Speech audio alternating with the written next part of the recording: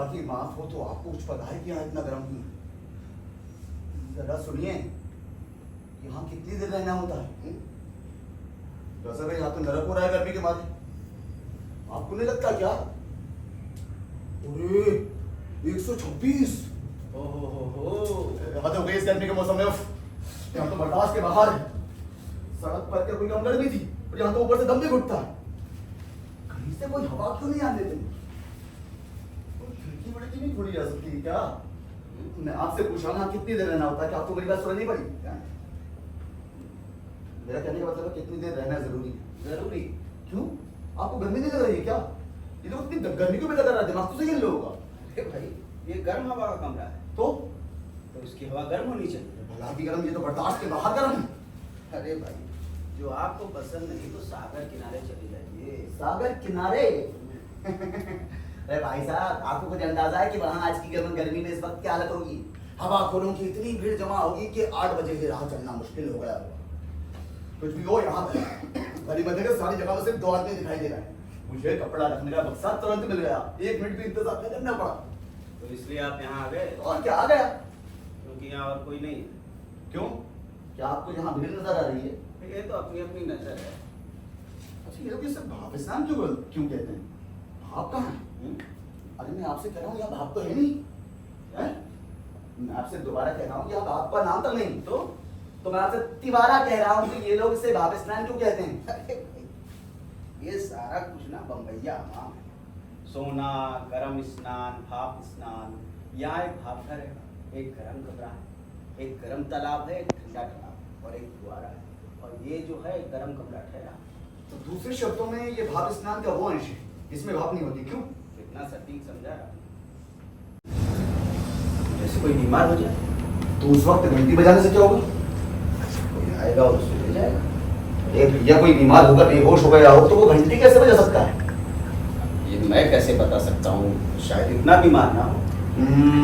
अगर घंटी बजाने काबिल रह गया है तो बाहर चले जाने काबिल भी रह गया होगा कि नहीं? तो इस पर मैंने कभी गौर नहीं किया। तो यूं कहना चाहिए कि घंटे का इस्तेमाल लोग बहुत सीमित दशाओं में कर सकते हैं, और वो ही कर सकते हैं जो आधे बीमार। ये तो एक तार्किक बुद्धि का चिंतन है। क्यों नहीं? हर परिस्थिति में जो एकदम तत्व की बात होती है ना, वो मैं फौरन पकड़ लेता हूँ। मैं कहीं भी जाता हूँ तो पहुंचते ही सारी बातें देख लेता हूँ, और दूसरे बरसों में नहीं देख पाते। आप में कितनी विनम्रता है। मैं तो केवल सच्चाई बता रहा हूँ। अच्छा ये बताइए, क्या इस हमाम में आने का आपका ये पहला मौका है? इससे क्या फर्क पड़ता है? कुछ ही शर्म सब तय कर लेता हूँ कि आगे पीछे क्या है, दाएं बाएं क्या है। देखिए, मैं बड़े हॉल से गुजरा ही था, मुझे साफ लग गया कि यहाँ क्या क्या सेवाएं मिलने की बातें लिखी गई है। तब विभाग में आपको तब स्नान मिलेगा, इंफ्रारेड विभाग में आपको इंफ्रारेड इलाज मिलेगा, मिट्टी विभाग में आपको मिट्टी का लेप मिलेगा, और दमा विभाग में आपको दमा मिलेगा। क्या कहा? जाहिर है अब दमा विभाग में दमाई तो मिलेगा, नाम से ही जाहिर है। बड़ी दिलचस्प बात है ना। बड़ा विचित्र सिलसिला है। सांस लेने से दमा आपके शरीर में प्रवेश कर जाता है।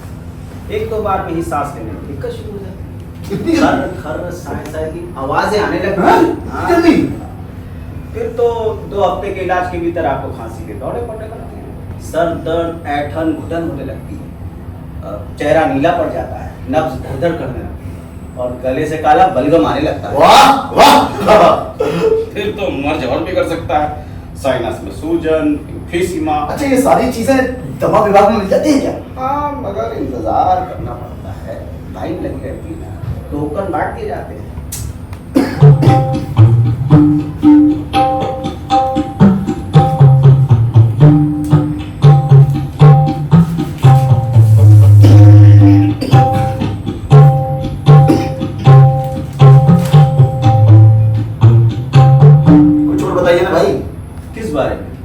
ये सब इलाज वगैरह के बारे में? आपको किस विशेष इलाज के बारे में जानना है? पतले होने के इलाज के बारे में बताइए। वो तो बड़ा ही सफल और नवीनतम प्रयोग है। आपको तो बड़े बड़े गर्मा गर्म बेलनों के बीच में डाल दिया जाता है और आप चपाती की तरह चपटे चपटे निकल आते हैं। आप सचमुच पतले हो जाते हैं। इसमें इतनी तारीफ की क्या बात है? अरे इससे बड़ी ताजगी आती है। आपको लगता है मेरा नया जन्म हुआ है। मेहरबानी, ये इलाज करा दूं? हाँ, करा के देखिए। मेहरबानी शायद करके आऊंगा। दूसरे शब्दों में आप कहना चाहते हैं कि मैं बुद्धू हूं? तो आपने नहीं समझा था मुझे बुद्धू। आते ही पूछने लगे क्या इतना गर्म खिड़की क्यों नहीं खोली जा सकती? आप कहाँ है? वो और बात है, का कारण था। मैं जानता हूँ आपको वक्त जो काटना। यही समझ लीजिए कि मेरे लिए ये पूरा एक बौद्धिक व्यायाम है जिससे मैं अपनी होशियारी जांचता हूँ। आपको बताना होगा तो आपकी जानकारी के लिए बता दूं, मैं एक जीनियस हूँ। अच्छा, आपको देख के तो ऐसा नहीं लगता। नग्नता जो है सो व्यक्ति को इतना अभिव्यक्ति कर देती है क्या आश्चर्य होता है। वो एक प्रकार की एक रूपकता अर्पित कर देती है। जब हम कपड़े उतार देते हैं तो अपनी सामाजिक विशेषता भी उतार देते हैं, हमारी पहचान के चिन्ह मिट जाते हैं। बोलिए इस पर क्या कहना चाहते हैं आप? ये विचार तो मैंने भी पाया। वाह वाह, कितना गंभीर विचार है। अरे ये सब छोड़िए, ये बताइए मैं किस योग्य हूँ? क्या मैं जान सकता हूँ आपके क्षेत्र में सक्रिय है? बुरा न मानिएगा, जीनियस है। भाई साहब, मेरा जीनियस किसी विषय से बंधा हुआ नहीं है। मैं किसी भी क्षेत्र में कदम रखूं ऐसी ऊर्जा पैदा करता हूं जैसे उत्तराखंड के पृथ्वी से अगर टकराने से होती है। मैं हर कार्य कर सकता हूं। जैसे क्या बताऊं? Motor mechanic, magistrate, radio announcer, hotel वाला, गीत लेखक, पुरोहित, नाटक का निर्देशक, सफाई सहायता कर्मचारी, दर्शन का देवक, माली, विमान चालक, महावत, संसद सदस्य, होता कल आप क्या कर रहे हैं? मैं आजकल एक कारखाने के मनोरंजन केंद्र का निरीक्षण हूं। किस उद्योग का कारखाना? ट्रेन के डिब्बे और पाइप बनाने का। लगता है जमाने में आपके जीनियस होने की कदर नहीं जानते। अरे ना जाने, मुझे कोई परवाह नहीं, मैं खुद इसकी कदर जानता हूं, बस मेरे लिए काफी है। मुझे लगता है कि आपके मन में अभी भी इस विषय में कुछ शंकाएं हैं। क्या आप समझते हैं मैं मजाक कर रहा हूं? क्या आप इस बात का प्रमाण चाहते हैं? किसका? कि आप एक जीनियस है? क्या इसकी भी कोई जांच ही जाती? भाई साहब, कोई सी भी बात जो सामान्य आदमी की बुद्धि के बाहर हो वो पूछ कर देख लीजिए। पूछिए, क्या पूछना चाहते हैं आप? कहीं तो मैं पूछ कर बता दूं आपका धंधा क्या है। मैं केवल 7 प्रश्न पूछूंगा, इतना नहीं जानूंगा। अच्छा, जैसे वो आजकल एक टेलीविजन पे कार्यक्रम चला है, पूछिए क्या पेशा? हाँ चाहे तो जवाब में हाँ या ना, जो चाहे वो कह सकते हैं। अगर हाँ ना कहना संभव हो, ना हाँ कहना संभव हो, ना ना कहना संभव हो, और कुछ भी संभव ना हो तो उसमें नजर ऐसे दोनों हाथ ऊपर डालिए, मैं समझ जाऊंगा। चलिए शुरू कीजिए। हाँ, मैं अपने दांव दिखाता हूँ। इससे आपको जीवन में कम से कम एक बार ये जानने का मौका तो मिल जाएगा जीनियस आदमी काम कैसे करता है। भूमिका बहुत लंबी है। अच्छा, आप तो बुद्धिजीवी हैं, इसके लिए तो सवाल की जरूरत नहीं। ये तो आपके रुआ से थोपड़े पर पोर्चर इतने मोटे मोटे अक्षर में लिखा, बुरा ना मानिएगा आप खुद। मैं कृतज्ञ हूँ। प्रश्न नंबर 1, अभियांत्रिकी? नहीं। ओह, दूसरे शब्दों में माने? हाँ, आज के युग में यही संघर्ष है। दो परस्पर विरोधी संस्कृतियों का संघर्ष, एक दूसरे के खिलाफ खड़े हुए दो ताकतों का संघर्ष। नंबर 2, कोई व्यवहारिक काम करते हैं? नहीं। दूसरे शब्दों में सैद्धांतिक। क्यों महाराज, क्या वो सैद्धांतिक क्षेत्र है? अब बुरा न मानिएगा तो आपकी पसरी हुई दुबदल गाय को देखकर लगता है कि आप कुर्सी तोड़ा करते हैं। आप इसलिए सैद्धांतिक ही होगा, रिसर्च का काम है। आप जीते और मेरी काया के बारे में आप जो बोल रहे हैं ना, उस पर मैं ध्यान नहीं दे। ये तीसरा सवाल था। चलिए, कॉलेज में हाई स्कूल में मास्टरी का सवाल ही उठता, क्योंकि वो तो व्यवहारिक काम है। नहीं तो आपने उस पर इतनी जोर से इतने झट से ना नहीं किया। किसी शोध मंडली में, किसी शोध संस्थान में। क्या ये चौथा सवाल था? नहीं, ये तो केवल एक निष्कर्ष था। मैं सोचता हूँ, बोलता चला जाता हूँ। अब सिर्फ यही काम बचा रह गया है कि आपके विशेष वर्ग का पता लगाया जाए। यह आसान नहीं होगा क्योंकि विशेष वर्गों की संख्या तो बढ़ती ही जा रही है। इस खोज के लिए मेरे पास अभी 4 बाजियां बाकी है। पूछिए। सवाल नंबर 4, राजनीतिक विचार शास्त्रज्ञ। ओ, दूसरे शब्दों में ना तो ना, ना तो हाँ। प्रश्न नंबर 5, किसी किस्म के अर्थशास्त्र या ऐसे कुछ? फिर वही चलो आगे चलते हैं। काम को कोई संबंध राजनीति से, लेकिन ठीक ऐसा नहीं, विचार शास्त्र से भी है। तुमको ठीक विचार शास्त्र भी, अर्थशास्त्र से भी कुछ संबंध है। ठीक अर्थशास्त्र भी नहीं तो फिर क्या है? ओ, तीनों तत्व उसमें शामिल हैं। बस आ रहा है, पकड़ में आने ही वाला है। चलिए, अच्छा ध्यान से सोचता हूँ। सोचिए। चलिए उन सब विज्ञानों को लेते हैं जिन पर विचार किया जा सकता है। भूगोल, इतिहास, समाजशास्त्र, नेतृत्व, इनको 2 भेदों में बांट लें और छठे प्रश्न को खत्म कर डालें। इतिहास, भूगोल। निशाना सही बैठ रहा है। और जब मैं आपसे कह रहा था कि आप एक जीनियस से टकरा रहे हैं तो आप मान ही नहीं रहे थे। चलिए, अब सिर्फ एक बात साफ करने को रह गई। ये मेरा 7वां और आखिरी सवाल है। इतिहास तो तब भूल रहा है। भूगोल नहीं है। जैसा कि मैंने आपसे निवेदन किया, उत्तर है नहीं। इतिहास तो नहीं। दिल थाम कर सुनिए, नहीं है। अरे यानी मशीन कहीं खराब हो गई है, दिमाग में तार छाट हो गया बहुत पूरे। मेरे साथ तो कभी ऐसा हुआ नहीं, पहली बार ऐसा होना। हाँ ये कमर गर्मी जो लग रहा है सो थोड़ा इसी की वजह से हो रहा है। चलिए हारमानी आप जी ने बोलिए। दुर्भाग्य से आपने अपने छठे प्रश्न पर ही उत्तर जान लिया। क्या मतलब? उत्तर है ऐतिहासिक भूगोल, या कह लीजिए भौगोलिक इतिहास। ये क्या बला होती है? इसमें हम इतिहास के किसी एक विशेष प्रदेश को लेते हैं और उसकी जांच उस आर्थिक और समाज वैज्ञानिक दृष्टिकोण से करते हैं जो भूगोल ने निर्धारित की है। साफ समझ में आ गया? जरूरत से ज्यादा साफ हो गया है। अच्छा रहता कि आपने कुछ मोटी मोटी बातें बताई होती हैं। अच्छा ये बताइए, आपका मनोरंजन केंद्र कहाँ है? ग्रेट लेक के किनारे बंदे के पास। तो सुनिए, ऐतिहासिक भौगोलिक अनुसंधान के अनुसार इस स्थान की स्थापना 11वीं शताब्दी में 1139 अध्यादेश के अधीन हुई, जिसमें स्पष्ट लिखा है कि मठ के महंत प्रभु की अनंत कीर्ति की स्मृति में बंध बनवा कर हो या उसका स्मरण करते हुए अनंत काल तक बंधन में पड़े रहे। वैज्ञानिक दोनों में से जैसा चाहें वैसा अर्थ लगा दें। क्या आप फिर से मजाक करने लगे? क्या ये भी कोई तुम्हारे की तरह की बात है क्या? भाई इसका तो दस्तावेज मौजूद है। यार मैं तो तप रहा हूँ। अभी तो बहुत गर्म नहीं हुआ, कभी कभी तो 130-40 डिग्री तक हो जाता है। अच्छा आप यहाँ आमतौर से कितनी देर तक रहते हैं? देखिए जैसी जरूरत हो 20, 25, 30, 50 मिनट जितना रहूं उतना अच्छा है। मुझे तो श्वास के लिए पसीना बहाना है। यहाँ भी यही हाल है, डॉक्टर ने कहा है। वैसे अगर मैं किसी काम में व्यस्त रहूं तो तकलीफ कम, इसीलिए कुछ ना कुछ पढ़ने के लिए लाया करता हूँ। हाँ वो तो मैंने देखा। अच्छा यूँ खाली बैठे बैठे घड़ी की सुई को सेकंड सेकंड पर धक्का देते हुए आगे बढ़ते देखा करूँ तो लगेगा समय कभी खत्म ही नहीं हुआ। वैसे तो हर मिनट आनंद होता है, लेकिन मान लीजिए कि मैं किसी से बतिया रहा हूँ और बात का विषय जितना रोचक होगा उतनी ही तेज समय बीतता जाएगा। मानता हूँ। मानते हैं तो आइए हम लोग साथ साथ पसीना बहाएं। हाँ हाँ बिल्कुल। आइए बैठिए बैठिए आराम से बैठिए।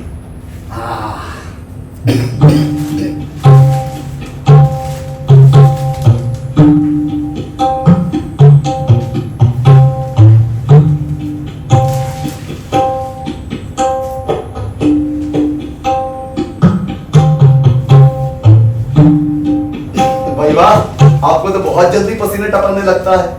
मैं तो बस सिकता रहता हूँ, भुगतता रहता हूँ, बदन पर पसीना कहीं चल जाता नहीं। क्या करूँ? क्या कर रहे हैं? पसीना निकालने की प्रक्रिया को तेज कर रहा हूँ। भाई तो मेरी खोपड़ी पे क्यों? आपको छुआ बदन में गया। अच्छा ये बताइए, गरम कमरा आपको क्यों बताया गया था? गुर्दे और मसाले की कमजोरी को बढ़ाने के लिए बहुत गंभीर बीमारी भैया। अरे छोड़िए, मेरे रीढ़ की हड्डी की तकलीफ आपको आधे घंटे के हो जाएगा तो रोते दिखाई देंगे। रीढ़ की हड्डी? रीढ़ की मुझसे क्या कहते हैं आप? मैं तो अपनी दो चटकी हुई गुड़िया इधर की लीवर झंडा और मुंह से उत्तर निकलती मेरी। ये तो गुर्रियां चटक गई होते ना तो ये चलते फिरते नहीं दिखाई देते। सर से लेके पांव तक मिश्र की मम्मी की तरह वो प्लास्टर चढ़ा होता और चीख चीख के आसमान सर पे उठा रहे होते। मेरे एक्सरे देख लीजिए। क्या कहना चाहते हैं कि 2 मंजिल से कूदने के बाद तो किसी की हड्डी सब कर सकती है? 2 मंजिल उसमें वो छज्जा के मेहनत जोड़ लीजिए। आप कूदे क्यों? अपने राजनीतिक विचारों के कारण। कौन से राजनीतिक? इस सवाल का जवाब देने से मैं इनकार करता हूँ। खैर मुझे बात जस्ती है, निवेदन है कि मुझे नए और पुराने दोनों तरह का मर्ज मसाने में और देखिए खांसी ऊपर से कहिए तो डॉक्टरी रखते दिखा दूं। सावधान, मेरी रतौंधी के मुकाबले में ये क्या? रतौंधी? ये क्या चीज होती है? मुझे रात को कुछ सुझाई नहीं पड़ता। रात को तो किसी को कुछ सुझाई नहीं पड़ता। जो चूमा भी तो क्या मुझको मजा आया अंधेरे में कि चेहरा नाज़नी का दिख नहीं पाया है। आप मेरी शारीरिक कमजोरी को उपहास न करें तो आभार मानूंगा। अरे भैया ये बहुत कठिन बीमारी है, इसने मुझे वायु सेना की नौकरी से निकाल बाहर किया था। ये अच्छी चाल चली आपने। अच्छा तो ये सुनिए, अंधेरा तो क्या मुझे धुंधल के में कुछ सुझाई नहीं पड़ता। क्या आपका मन हमेशा बुझा बुझा रहता है? अरे मन तत्वों को से ना घसीटो तो बेहतर है। डॉक्टरों ने पता लगाया है मेरे अंदर 14 तरह की न्यूरोसिस हैं। क्या कभी आपको निराशा का जबरदस्त दौरा पड़ा? कई दिन कोने में बैठे रहना, न खाना न पीना और नोबल प्राइज डॉक्टर को भी चोट दिखा देना। आपको पड़ा था क्या? आप तो खा पी कर मस्त हो रहे हैं, आपको घंटा पड़ा है। मतलब आपका मुझे यहाँ तकलीफ सहने में मजा आ रहा है और मैं दवाइयाँ खा रहा हूँ और घोड़े की तरह पसीने मार रहा हूँ, दवाइयाँ खा रहा हूँ। दवाइयाँ? अरे कहाँ से लेते दवाइयाँ? डॉक्टर दीवानी से। डॉक्टर जवानी से क्यों नहीं लेते? चमत्कारी है। अच्छा आप बड़ो तुशिंगर को जानते होंगे जो यहाँ नियम से आया करते थे। हाँ तुशिंगर, ध्यान से सुनिए। 84 वर्ष के हैं, अस्पताल से घर भेज दिए गए थे, पहले मुक्ति पाए। अरे डॉक्टरों ने जवाब दे दिया था। और सुनिए 4 सप्ताह टॉर्जन बिहार में इलाज कर बुढ़े ने क्या करा? अरे अपने 80 वर्ष का बुढ़ा 18 वर्ष की कुंवारी कन्या पे चढ़ बैठा परिणाम कहा उसे ताई के पास ले आना पड़ा। बाबा ये तो कुछ भी नहीं। आपने कोई स्नैक का नाम सुना? नहीं, कभी नहीं। आपने नहीं सुना होगा, मुझे पता है, क्योंकि वो नाटक लिखते हैं और उनमें रत्ती भरी प्रतिभा नहीं है और उनका कोई नाटक आज तक नहीं किया गया। जब मैं निर्देशक था तो उनके गड्डीवर नाटक, जी हाँ गड्डीवर नाटक रद्द कर चुका था। तो क्या इससे उनको लाभ हुआ? उन्होंने लिखना बंद कर दिया? बंद? अरे उल्टे ये हुआ कि उनका नया एफजेड नाटक अपनी जड़ों में एक ही साथ ब्रॉडवे और मॉस्को के आर्ट थिएटर में खेला जाएगा। यार छोड़िए, स्पार्कली के मुकाबले ये सब बकवास है। अब ये सुनिए, मेरे चचा अपाहिज थे, गाउडू, लगे हुए बूढ़े आदमी, उन्होंने अपनी जिंदगी में जो किया उसमें घाटा उठाया, लेकिन स्पार्कलिंग का केवल एक गिलास पिया और अगले दिन नेशनल लॉटरी निकल गई। धन्यवाद, बहुत फेंक चुके। बस अब फौरन नीचे खड़ा होना, तालाब में डुबकी भी लगाना है। आप उस तालाब में डुबकी लगाएंगे? क्यों लगाओ डुबकी? अरे कोई दुनिया जहान की दौलत भी लाकर रखे तो भी मैं उसमें न उतरूं? अरे सोचिए तो, न जाने किस किस में उतरूं, बताओ। हैं? वाकई? अब विदेशों में तो ऐसा तरीका निकाला गया है ना, कोई मसाला डाल देते हैं, पता लग जाता है, पानी रंगीन हो जाता है। और जो कोई पकड़ा जाता है उसके साथ क्या करते हैं? अरे अलग अलग तरीके हैं, जैसे अमेरिका के कुछ प्रांत हैं जहां मौत की सजा तक दी जा सकती है। देखा, ये अंतर है। रूस में उसकी अकल दुरुस्त करने के लिए उसे साइबेरिया भेज दिया जाएगा। विश्वास करिए, अगर वो लौटा उसकी हिम्मत न बढ़ी, फिर से तालाब में मुते। अच्छा ये बताइए, आपको यहाँ कितनी देर तक और पड़े रहने का इरादा है? अब देखिए, मेरे पास तो ढेरों समय। मैं तो सिख गया हूँ। अरे भाई थोड़ी देर और लगी। आप मुझे यहाँ ठहराना क्यों चाहते हैं? अरे भाई, अब कोई साथी रहे तो सहना जरा आसान हो जाता है। अरे कोई और आ जाएगा, आप उससे बचाते रहिएगा। अब इस गर्मी के मौसम में दिन के समय में ये बम्बैया हमाम में और कौन आएगा? ये तो सही है, यहाँ तो कोई है ही नहीं। देखा, हम दोनों मिलकर झेल लेंगे। अच्छा क्या ख्याल है आपका? अब तक मेरे 4 पॉइंट छपे होंगे। इतनी जल्दी 8 पॉइंट भी नहीं छटा हुआ। ये तो आप सिर्फ इसलिए कह रहे हैं, मैं यहाँ रुका रहूँ। अरे भाई, ये चाहिए तो वजन करके देख लीजिए। दुर्भाग्य कि यहाँ से समय अपने वजन करना भूल गए, इसलिए बता नहीं सकता पसीने में कितना वजन रह गया हो। अच्छा, ये 4 पॉइंट क्यों छाटना है? डॉक्टर ने कहा है। 4 पॉइंट? हाँ, किस रोग का? बता चुका हूँ, गुर्दा और जिगर की तकलीफ है। पहले तो आपने मसाना कहा था। हाँ वो सॉरी, वो गुर्दा जिगर और मसाना भी।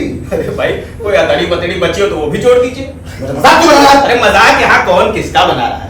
आप जानना चाहते हैं आपका योग क्या है? खाए पत्थर कोई योग नहीं। तो फिर मैं यहाँ भुगत क्यों रहा हूँ? यही पहेली तो मैं बूझना चाहता हूँ। ये बताइए, ये पहेली बूझने के लिए मुझे कितने सवाल पूछने की जरूरत है? बशीर आप जाइए आप। अरे क्यों जीनियस महोदय, अगर आपने सवाल पूछे थे तो अब आपको भी जवाब देने पड़ेंगे। जवाब देने पड़ेंगे। सुनिए, आपके कुछ भी हाथ नहीं लगेगा पूरी। नहीं लगेगा? अच्छा तो सुनिए, हम्म। आप यार डॉक्टर के कहने पे पसीना बहाने और वजन घटाने नहीं आए, बिल्कुल नहीं। और आप केवल अपने अहंकार के कारण ऐसे करने आए।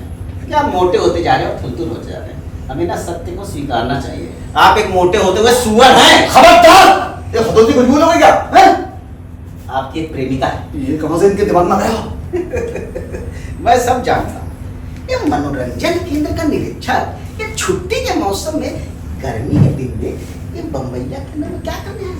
मैं बताता हूँ। उसने अपनी पत्नी को वहाँ मनोरंजन केंद्र में छोड़ दिया है और चुपके से चले आए अपने प्रेमिका से मिलने। पहली बात तो यह है, आया था अपनी कार की सर्विस कराने। अच्छा बहाना है, और दरअसल कोई बहाना भी नहीं है। बात बिल्कुल साफ है। वहाँ कार की सर्विस हो रही है, यहाँ बम्बैया हमाम में तरोताजा हो रहे हैं और चुपके से शाम को अपनी प्रेमिका को कार में लेके निकले। अब बताइए, जीनियस कौन, मैं या आप? एक गलती कर ही गए। चलो मान लेते हैं आपकी बात सही है, मैं करोज से मिलने आया वगैरह वगैरह, ये सच भी। तो भला ठीक ठीक मुझे 4 पॉइंट कम करने की क्या जरूरत आन पड़ी है? अरे कार में तो मेरा $1.5 आ ही जाता है। और अगर औरत के लिए मेरा वजन पहले ही ठीक था तो 4 पॉइंट छोटा सा कौन सा बड़ा फर्क आ जाएगा? अरे भाई, शायद कोई प्रण कर रखा हो। ठंड, शर्त बंदी होगी। हिमखंड, युवती ने कहा होगा 4 पॉइंट घटा के। उत्तरी ध्रुव। आहा, तो कोई नई दोस्त बनाई है और पहली मर्तबा उसके सामने बेपर्दा हो गया। डी फ्रीज माइनस 273 डिग्री। क्या कहूँ? आपको बता दूं, 4 पॉइंट घटाने अपनी पतलून के हाथ है। पतलून? जी हाँ, पतलून। दूसरी ढक्कन समझे, एकदम नई काट चिपकी चिपकी। अरे अभी अभी शहर के दर्जी बनाई है, शहर का सबसे बढ़िया दर्जी है, और मैं इसे आज रात को पहनना चाहता हूँ। लेकिन तकलीफ ये है कि मुझे नहीं कसी हुई है कि मैं उसकी जब तक नहीं चला पा रहा हूँ। अब या तो पतलून में लेकर आया जाए, उसमें 1 हफ्ता लग जाएगा, या मैं कम से कम अपने 4 पॉइंट वजन कम कर लूँ। ये ठीक ठीक 4 पॉइंट कैसे पता लगे? 2 इंच बराबर होते हैं 4 पॉइंट के, ठीक? अच्छा ठीक है, मैं चलता हूँ। अब जा रहे हैं? हाँ, ये तो आप देख ही रहे इनका कितनी जल्दी क्यों भाई? अरे मैं थक गया।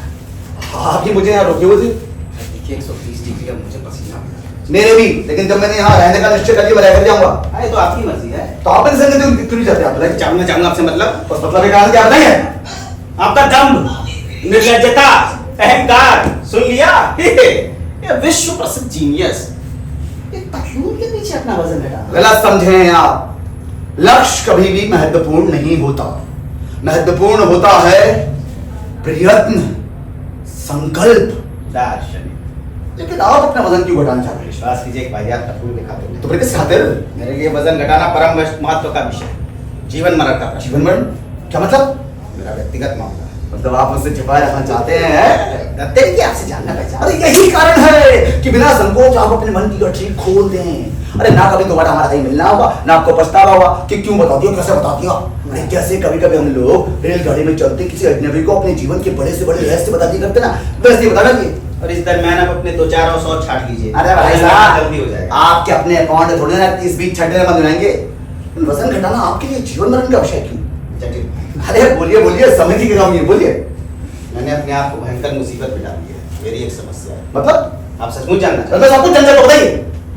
सुनिए, समस्या ये है कि जब अतीत में हमारे पूर्वजों ने इस देश पर आधिपत्य जमाया था तो क्या उन्हें यहाँ रोमन सैनिक छावनियां मिली थी? यहाँ यहाँ कहाँ? अरे यहीं, शायद ठीक ठीक यहीं जहाँ हम आप बैठे हैं। तो इस पर आपका मत क्या है? मैं तो कहता हूँ कि हाँ मिली थी। रोमन सैनिक छावनियां?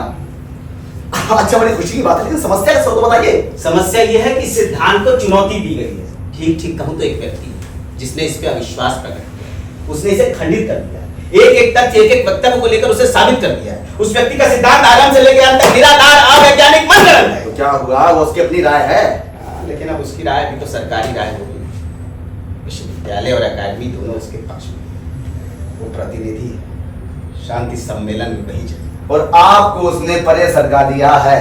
ऐसा ही है। एक वाहियात और फालतू शोध संस्थान के भीतर मुझे बैठा दिया, वो सैद्धांतिक संस्थान। तो आप पलट कर उससे जवाब क्यों नहीं? अरे मैं सब कुछ करके हार चुका हूँ। मैंने उसके धारणा के मूल सिद्धांत पर आक्रमण किया, मैंने उनकी 1-2 अन्य खोजों पर भी प्रश्न उठाया, मैंने उसके शोध तक को चुनौती। मैं अगर इशारा भी करूं कि उसका कोई मामूली सा ब्यौरा गलत हो सकता है तो तुरंत ढूंढ के जवाब ले आता है, मेरी बात को काट देता है, रॉन्ग कर रख देता है। तो क्या देता है? इस मामले में केवल हम दोनों विशेषज्ञ, किसी और की इसमें कोई रुचि नहीं। लेकिन वही आचार्य, वही विद्वान है, वही है जो हमेशा सही माना जाता है। ऐसा ही। तो क्या आपने हार मान ली? मैं हार मानने वालों में से नहीं हूं। तो क्या करना चाहते हैं? मैं बचे रह जाना चाहता हूं। उसके मरने के बाद बचे रह जाना चाहते हैं। संघर्ष में जीतने का यही एक तरीका है। बचे रह जाएंगे तो उसके सिद्धांत को काट कर गलत सिद्ध कर देंगे। और क्या, तब वो पलट कर बोल नहीं पाएगा। सिर्फ इसी कारण कि वो मर चुका है। एक बार वो गया और मैं बचा रह गया तो सही सिद्ध हो जाऊंगा। बढ़िया बढ़िया बढ़िया चाल है, बढ़िया चाल है। ये नहीं समझ पाया कि वजन घटाने का इससे क्या संबंध?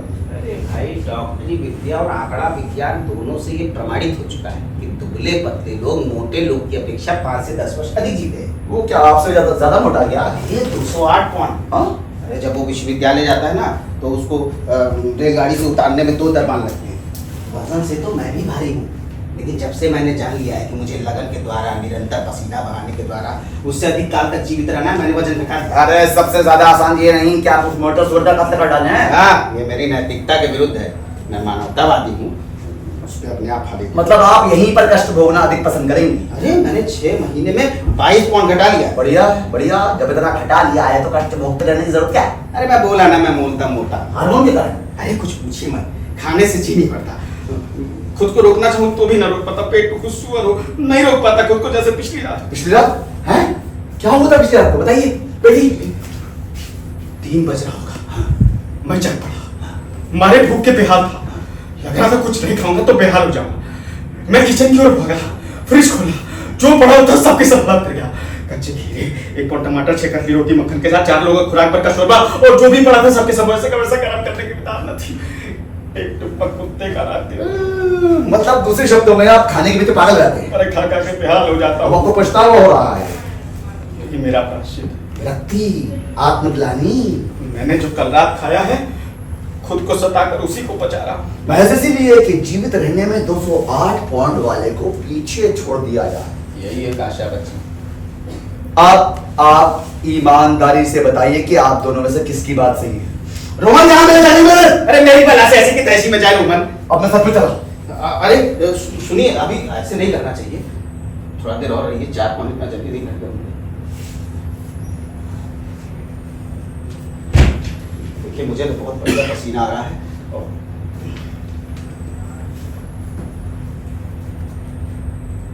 जब बीच में बदन की पोस्ट देते हैं। देखिए पसीना पोंछ लेने से ना बहुत अच्छे से पसीना और आता है। आप जानते हैं त्वचा के क्षेत्र, हाँ, कभी कभी लोग काट के छुट इस्तेमाल करते हैं। अब वो आर्द्रता को पोंछ लेने की दूसरी विधि है। क्या आप जानना चाहते हैं कौन सी विधि उत्तम है? मैं जा रहा हूँ, मुझे नहीं पूछना होगी। अरे मतों में भेद है, 2 विचारधाराएं, दोनों में बड़ी बड़ी बहसें हो चुकी है। आचार्य प्रत्येक विधि के पक्ष में तर्क देकर लड़े हैं। जो भी हो, आदेश हुआ है इस विषय में संपूर्ण स्वतंत्र चेतना रहनी चाहिए। जो चाहे जीवन के खुर्चे पोछे, उसे कोई रोके नहीं। अच्छा मैं चला।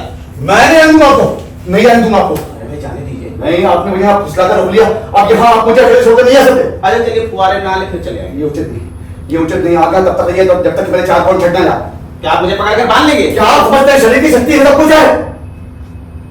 सुनिए, क्या आपके मनोवैज्ञानिक बुद्धि शक्ति का दुरुपयोग नहीं? आप ना इस जगह के मालिक नहीं है। ये पीपा और पाइप का मनोरंजन केंद्र नहीं है। मैं खूब समझता हूँ आपने वहाँ क्या आतंक मचा। कान खोल के सुन लीजिए, मैं आपको अपने यहाँ की सबसे पतले पाइप में घुसेड़ दूंगा। पाइप में? किस तरह? बैठिएगा।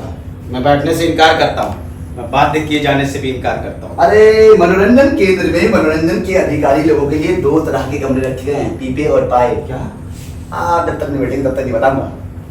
पीपे और पाइप? हाँ, पीपे बड़े हैं, ज्यादा आरामदेह हैं, ज्यादा हवादार हैं और उनकी खिड़की से झील दिखाई देती है। और पाइप? पाइप के वो सब पिछवाड़े तरफ है। हर रात को मुझे 4-5 व्यक्तियों को पाइप के संक्रमण में ठूस देना पड़ता है। शाम को 6 बजे मैं पेचदार ढक्कन बंद कर देता हूँ ना, भोर तक कोई अंदर आ पाता ना कहा जा पाता। वही पल लदे पड़े एक के बड़े बिलबिलाते रहते हैं और सवेरे 6 बजे मैं फिर से दवाई निकाल देता हूँ।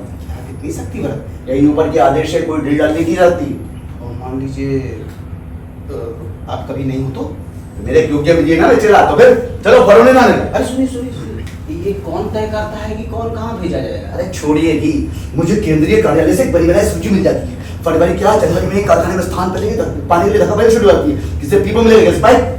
अच्छी जगह माने पीपा? एक सीधे साधे कर्मचारी जिनमें तिगड़म की योग्यता नहीं होती ना, वो साल के बाद साल पाइप से ही संतोष करते रहते हैं। और आप? पीपा मिलना तो मेरा विशेष अधिकार है। नहीं भाई, मैं तो पाइप में ही संतोष करूंगा। आपके 208 पॉइंट वाले आचार्य को मैं पीपा दिलवा दूंगा, जिसका दरवाजा दक्षिण को खुलता होगा। आखिरकार वो केंद्र का सदस्य भाई। नहीं, अब हमको चलने चाहिए। जाइए आप फरोने नहीं क्या? नहीं, मेरे पीछे मत पड़ेगा।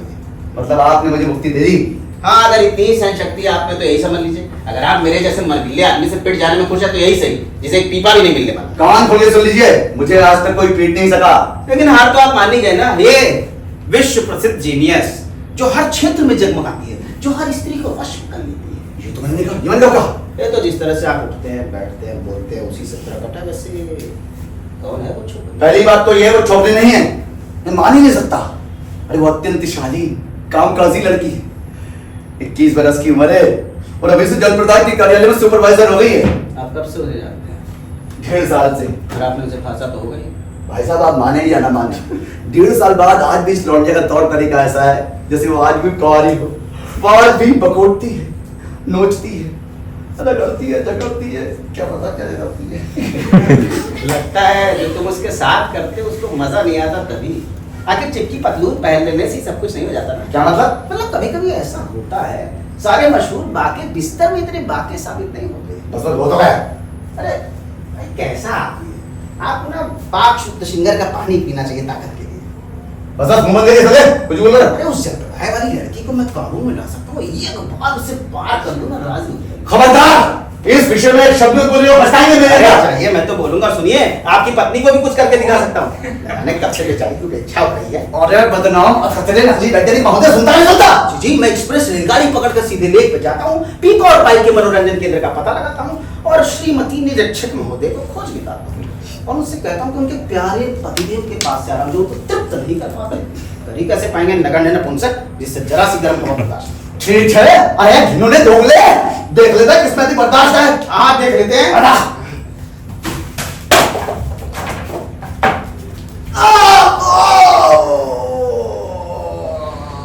ये तो आत्महत्या है। हाँ जी, लेकिन ये आत्महत्या गलत तो नहीं यार।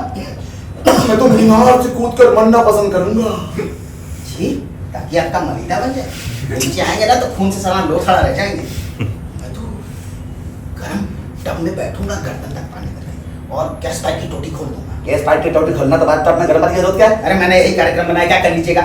2 मिनट पहले तो आप बोले थे 208 पाउंड वाले लंबी उम्र चाहते। अरे वो तो एक लंबी जटिल विचार प्रक्रिया का निष्कर्ष था। उसके पहले बहुत सारे कार्यक्रम बना। अच्छा खैर, ये जो आपने बनाया ना बेहुदा कार्यक्रम है। मैं आपको बता रहा हूँ, फांसी लगाकर लटकाना ज्यादा शालीन होता है। ये एक सुंदर अभिजात्य कृत्य है और मैंने सुना है कि रति सुख में जो कम संवेदना होती है ना, ये उसके अधिक निरट पड़ता है। अच्छा, और जो हाथ पांव पटकने पड़ते हैं, चेहरा नीला पड़ जाता है, दम घुटता है, उसका क्या? तो फिर आप ही बताइए कोई बेहतर तरीका। और कुछ नहीं। उससे तो आमतौर पर आदमी बचा दिया जाता है, पेट में पंप करके और ना जाने किन किन वाहियात तरीकों से। साइनाइड एकदम सुरक्षित है। 5 सेकंड लगते होंगे 5 सेकंड, लेकिन कैसे होते होंगे वो 5 सेकंड? नरक में 5000 वर्ष के समान। भाई साहब, थोड़ा अक्ल का इस्तेमाल कीजिए। मैंने तो सारी योजना मन में ठीक कर ली। सबसे पहले मैं कस करके नींद आने वाली दवा खाऊंगा। जब मुझे लगेगा कि गहरी नींद आने वाली है, तब मैं वो मेज पर बगल में पड़ा हुआ वो दांतों में जाके घुलने वाले तत्व मिला हुआ साइनाइड उठा के खाऊंगा। आंतों में घुलने वाला? हाँ, वो आंतों में जाकर असर करेगा और तब तक मुझे गहरी नींद आ चुकी होगी। मुझे पता ही नहीं चलेगा कब मर गया, कैसे मर गया। अरे तब तो आप मरने के सारे मजे से ही वंचित रह जाएंगे। अरे देखिए, आपकी तबीयत ज्यादा खराब हो रही है। मैं तो कह रहा हूँ यहाँ से चले जाइए। चला जाऊं खूब, ताकि आप मुझ पर हंसे। अच्छा ये बताइए क्या क्या दुख रहा है? अरे सबको दुख रहा है। अरे सब कुछ का क्या मतलब? ठीक ठीक बताइए क्या क्या दुख रहा है? अरे सबको दिल जिगर गुर्दा फेफड़ा। फेफड़ा दुखता नहीं, मैं मान ही नहीं सकता। मेरा फेफड़ा दुखता है, सही है। हाँ, अच्छा ये लीजिए, पूछ लीजिए। मैं उससे पूछूंगा ऐसे। कुछ आराम मिला? अरे कुछ विशेष नहीं भैया। देखिए हम जो यहाँ कर रहे हैं ये पागलपन है। यार हम लोग वाकई में बीमार पड़ जाएंगे यार। कुछ देर पहले हम लोग को एक दूसरे का परिचय था। मुझे तो क्या भी नजर इनका भी अस्तित्व है। तब तक मैं सुखी था। हम मोटर दौड़ के 2 प्रतिद्वंदी हैं जो पहले कभी नहीं मिले और वो दौड़ शुरू कर देते हैं बिना कारण। अक्ल से परेगा। वो कार दौड़ाते हैं, पिछवाते, दम नहीं लेती, हार नहीं मानते, सिर्फ ये साबित करने के लिए कि मेरी कार ज्यादा तेज है। कि मैं ज्यादा अच्छी गाड़ी चलाता हूँ। पटरी से उतर जाते हैं, खाई में गिर जाते ये मां कथा है। आजकल की कारें ताकत में सब बराबर हैं। तब तो और भी मजा आएगा। और भी ज्यादा पागलपन। हम जो यहाँ कर रहे हैं ना पागलपन है। वक्त रखते हम लोग इसे छोड़ दें। दूसरे शब्दों में हम दोनों यहाँ से चल दें। हाँ बढ़िया, चल दे। आइए आइए। पहले आप। फर्क क्या पड़ता है? फर्क नहीं पड़ता तो आप नहीं चलते पहले। यही मैं आपसे पूछता हूँ कि आप क्यों नहीं चलते? ताकि आप जीत जाएं। मैं आपकी सारी तरकीबें समझता हूँ। आपको मेरे मसलों पे विश्वास कैसे होगा? मैं तो केवल नम्रता दिखा रहा था। मैं चाहता था कि पाकिस्तान आपको ही बराबर। आपको मेरे मसलों पे विश्वास नहीं होना चाहिए था। आपको तो कृतज्ञ होना चाहिए कि आप जैसे नकारे व्यक्ति से मैं बात करने के लिए राजी हो गया। अरे किसके मुझसे बातें सुन रहा हूँ? उसके जो कुत्ते का नाटक लगा लेता है, जो बात बंद करिए। नकली वैज्ञानिक महोदय, वो जिसकी सफलता उसकी प्रतिद्वंदी की मौत पर निर्भर करती है। क्या समझते हैं आप? अब मैं आश्वस्त हूं कि यहाँ कोई रोमन मोहन नहीं थे।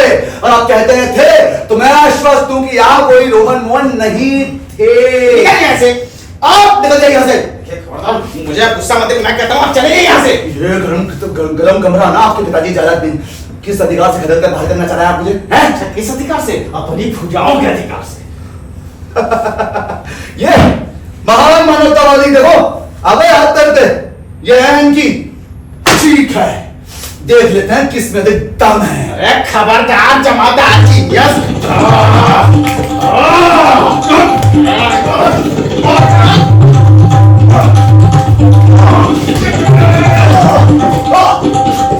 मैं घंटी बजा दूंगा। अरे अपना मेरे हाथ लग करिए। अरे मैं बीमार हो चला हूँ। अच्छा तमाशा है। सही में बीमार होते तो घंटी नहीं बजा पाते। और घंटी बजाने भर की ताकत है, जहाँ से चले जाने की भी ताकत। अरे भैया, वो सीमित परिस्थितियों का प्रश्न था। मैं आधा मूर्छित हो चला हूँ। आप क्या आधा मूर्छित हो चले? मैं तो पूरा मूर्छित हो रहा हूँ। मेरी चेतना खो रही है। मैं निर्जीव हो चला हूँ। निर्जीव? मैं तो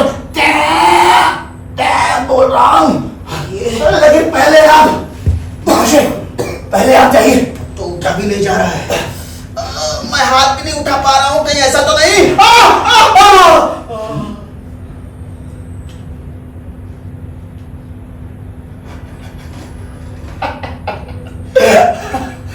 मैं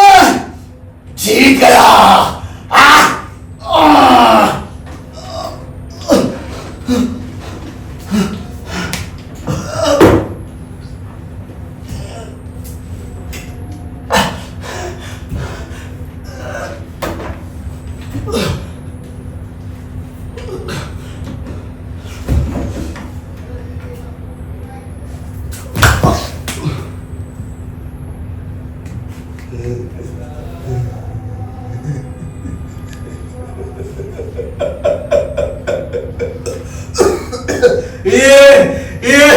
मेरी जीत है।